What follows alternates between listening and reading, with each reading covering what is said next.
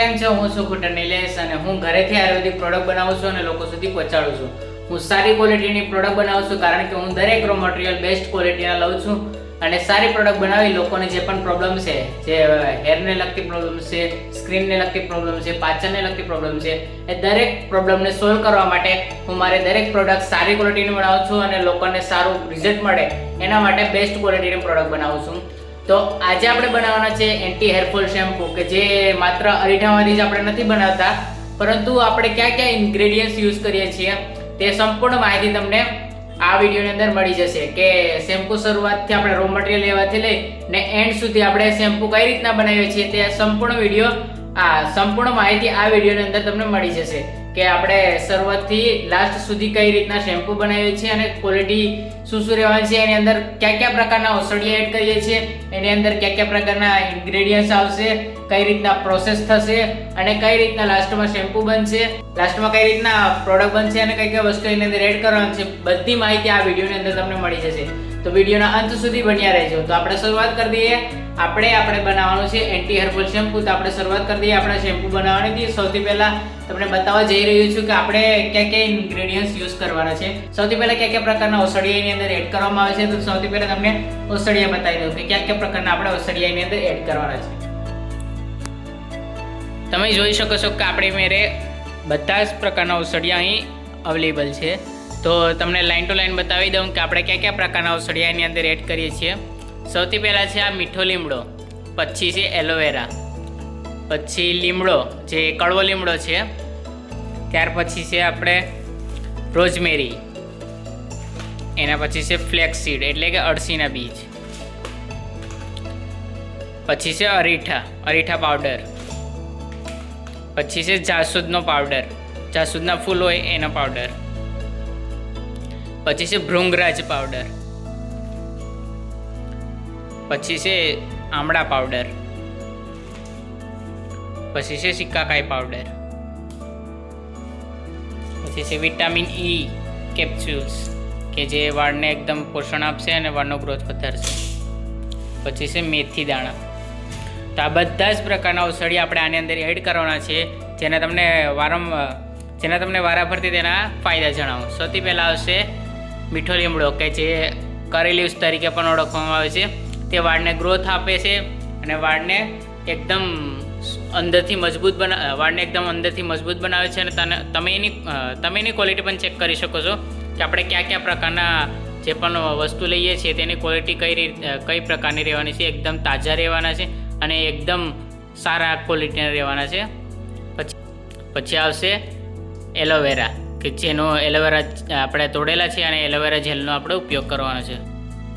Aloe vera કે જે વાળને પોષણ આપે છે, વાળને સિલ્કી અને શાઇની બનાવે છે અને વાળની થિકનેસ અને વાળને એકદમ સારો ગ્રોથ આપે છે. પછી આવશે કડવો લીમડો કે જે વાળના ડેન્ડ્રફને દૂર કરે છે. કડવો લીમડો કે જે એન્ટી ફંગલ ગુણધર્મ ધરાવે છે, જેથી તે ડેન્ડ્રફને દૂર કરે છે. પછી આવશે રોઝમેરી કે જે વાળના ગ્રોથ માટે ઉપયોગી છે. પછી આવશે ફ્લેક્સીડ કે વાળને સિલ્કી અને શાઇની બનાવે છે અને વાળના ગ્રોથને પોષણ આપે છે, વાળના ગ્રોથ માટે પોષણ આપે છે. પછી આવશે અરીઠા કે જે કુદરતી જે વાળને ક્લીન કરવા માટેનું જે સોપનટ કહી શકાય એ અરીઠા છે કે જે વાળને ક્લીન કરે છે. પછી આવશે જાસૂદ કે જે વાળના રૂટને એટલે કે સ્કાલ્પને મજબૂત બનાવે છે. પછી આવશે ભૃંગરાજ એટલે કે ભાંગરો છે તે વાળના અંદરથી મજબૂત બનાવે છે અને જે વાળનો સ્કાલ્પ રહેલો છે, જે માથાનો સ્કાલ્પ છે, એને પણ પોષણ આપે છે. પછી આવશે આમળા કે જે એન્ટી ફંગલ ગુણધર્મ ધરાવે છે અને જે ખોડો છે, ડેન્ડ્રફ છે, એને દૂર કરવામાં મદદરૂપ થઈ છે અને વાળના ગ્રોથ માટે પણ ખૂબ જ ઉપયોગી છે. પછી આવશે સિક્કાકાઈ કે જેને નેચરલ વાળની અંદર જે નેચરલ કન્ડિશનરનું કામ કરે છે અને વાળને એકદમ સિલ્કી બનાવવામાં મદદરૂપ થાય છે. વિટામિન ઈ કેપ્સ્યુલ કે જે વાળના પોષણ માટે ખૂબ જ જરૂરી છે. પછી આવશે મેથી દાણા કે જે વાળને એન્ટીફંગલ ગુણધર્મ ધરાવતી હોવાથી જે ડેન્ડ્રફ છે એને દૂર કરવામાં મદદરૂપ થાય છે. તો આટલા પ્રકારના આપણા ઔષધિયા છે તે આપણે એડ કરવાના છે આપણા શેમ્પૂની અંદર. તો આપણો હર્બલ શેમ્પૂ આ ઇન્ગ્રેડિયન્ટ દ્વારા આપણે તૈયાર કરવાનું છે. તો કઈ રીતના તૈયાર થશે તે ફૂલ વ્લોગ જુઓ.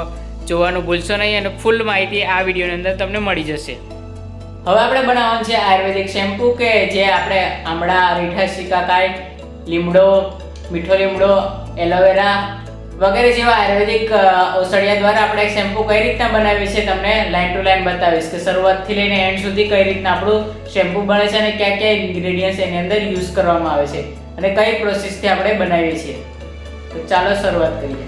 આપણે જે ઘરે આયુર્વેદિક પ્રોડક્ટ બનાવીએ છીએ એના માટેનો આપણે જે આયુર્વેદિકનો સેટઅપ ગોઠવેલો છે, જે આયુર્વેદિક પ્રોડક્ટ બનાવવા માટેનો સેટઅપ ગોઠવેલો છે આપણા રૂમની અંદર, તો આપણે આજે બનાવવાનું છે આયુર્વેદિક શેમ્પૂ કે જે આપણા સેટઅપની અંદર આપણે કઈ રીતના મેનેજ કરશું અને કઈ રીતના આપણે દરેક વસ્તુ દરેક ડિપાર્ટમેન્ટમાં અલગ અલગ રીતે આપણે પ્રોડક્ટ માટેના જે રો મટીરિયલ છે એને ગોઠવીશું અને આખો સેટઅપ કઈ રીતના આપણો છે તે આ પ્રોડક્ટની અંદર તમને જોવા મળશે કે આ જે અમે આયુર્વેદિક શેમ્પૂ બનાવીએ છીએ તો એ કઈ રીતના આપણે જે આયુર્વેદિકનો સેટઅપ કરેલો છે એમાં કઈ રીતના ગોઠવેલો છે. તો ચાલો સૌથી પહેલાં તમને બતાવી દઈએ.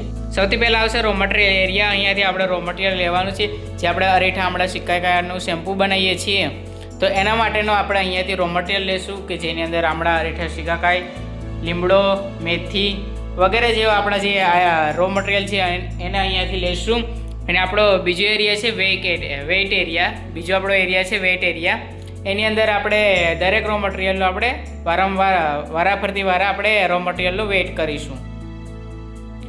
ત્યાર પછી આપણે પ્રોસેસિંગ એરિયા છે એની અંદર આપણે જે પ્રોસેસિંગ એરિયા છે એની અંદર આપણે આપણું જે શેમ્પૂ છે તેને ઉકાળવાનું છે, જે જલપાક વિધિથી આપણે તૈયાર કરીશું. તો એના માટે ઇન્ડક્શન રાખેલું છે અને એની અંદર આપણે પ્રોસેસિંગ એરિયાની અંદર આપણે જે આયુર્વેદિક શેમ્પૂ છે એને જલપાક વિધિથી પકાવી લઈશું અને ત્યારબાદ તેને ફિલ્ટરિંગ કરી અને પછીથી આપણે તેને એક દિવસ માટે છોડી દઈશું અને ત્યારબાદ આપણું જે શેમ્પૂ ફાઇનલ બનશે તેનું પેકેજિંગ અને લેબલિંગ કરી દઈશું અને તેને બોટલની અંદર પેક કરી દઈશું. તો ચાલો શરૂઆત કરીએ આપણે આપણા શેમ્પૂ બનાવવાની. તો સૌથી પહેલાં આપણે રો મટીરિયલનો વેઇટ કરી લઈએ અને ત્યારબાદ પછી આપણે જે આગળની પ્રોસેસ છે કે જે જલપાક વિધિથી આપણું જે શેમ્પૂ છે એને ઉકાળવાનું છે એને આપણે ઉકાળીશું.